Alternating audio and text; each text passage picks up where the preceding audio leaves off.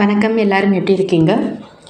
இன்றைக்கி உங்கள் கூட ஒரு சின்ன விஷயம் ஷேர் பண்ணிக்கலாம் அப்படின்னு ஒரு நிமிஷம் உங்கள் கூட. ஆக்சுவலாக டிசம்பர் 23 ஒவ்வொரு வருஷமும் பார்த்தீங்க அப்படின்னா தேசிய விவசாயிகள் தினமாக கொண்டாடிட்டு இருக்கிறோம். எதனால் டிசம்பர் 23 நம்ம தேசிய விவசாயிகள் தினமாக கொண்டாடுறோம் அப்படின்னா, விவசாயிகளோட மாபெரும் தலைவராக இருந்த, இந்தியாவுக்கே பிரதமராக உயர்ந்த சௌத்ரி சரண் சிங் அவங்களுடைய பிறந்த தினம்தான் அது.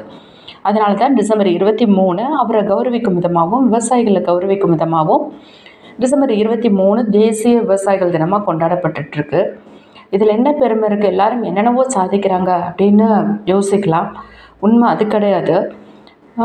இன்றைக்கி இருக்கிற சுச்சுவேஷனில் ஒரு வெயிலாகட்டும் மழையாகட்டும், அது நம்ம காலையில் ஆஃபீஸ் ரீச் ஆகிறதே நம்மளில் பலருக்கு ஒரு பெரிய விஷயமா இருக்குது. ஆனால் விவசாயியை நீங்கள் யோசித்து பார்த்தீங்க அப்படின்னா, சித்திரை வெயிலாகட்டும், மார்கழி குளிராகட்டும், ஐப்பசி அடைமழையாகட்டும், எந்த ஒரு காலநிலையிலும் நிலையத்தில் உழைக்கிறதுக்கு தயங்கவே மாட்டாங்க. உண்மைதானே? நம்ம நிறைய விஷயங்கள் நம்ம ப்ராக்டிக்கலாக யோசித்து பார்க்கணும். இன்றைக்கி இருக்கிற ஜென்ரேஷனுக்கு எதுக்குமே காத்திருக்கிறதுக்கு ஒரு பொறுமையே கிடையாது. அவங்களுக்கு நடுவில் ஒரு விதையை விதைச்சி அது முளை விட்டு நாற்றாக்கி பால் படுத்து நெல்மணி அதை அறுவடை வரைக்கும் பொறுத்து அதில் பார்த்து மகிழ்ச்சி அடைகிறாங்க விவசாயிகள் அப்படின்னா உண்மையாகவே நிறைய பொறுமை வேணும். பருவமழை ஏமாற்றினாலும் அவங்களுடைய உழைப்பு வீணாகும்.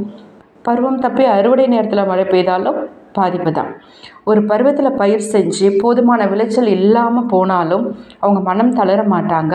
மீண்டும் அடுத்த பருவத்தில் பார்க்கும்போது அதே பருவத்தில் பயிர் செஞ்சு அதே ஒரு முழு உழைப்பை கொடுத்து அவங்க செய்வாங்க.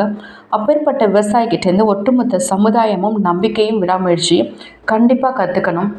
இது என்னடா பெரிய லெக்சர் அப்படின்னு நினைக்காதீங்க. யோசிக்க வேண்டிய விஷயம். ஒரு புக்கில் ரீட் பண்ண உங்களோட ஷேர் பண்ணிக்கிட்டேன். Thank you friends.